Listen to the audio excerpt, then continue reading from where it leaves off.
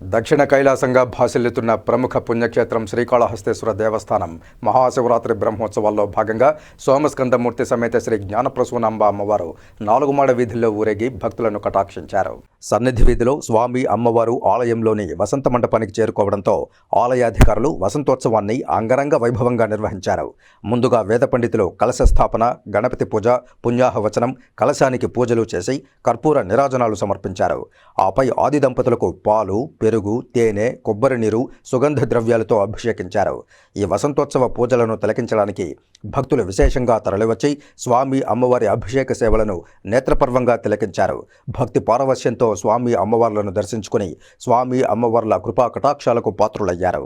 ఈ కార్యక్రమంలో పాలక మండలి chairman Anjuru Srinivasulu, EO SV Nageswararao దంపతులు, temple inspector Hari Yadav, temple superintendent Nagabhushanam Yadav, మండలి సభ్యులు పాల్గొని స్వామి అమ్మవార్ల సేవలో తరించారు.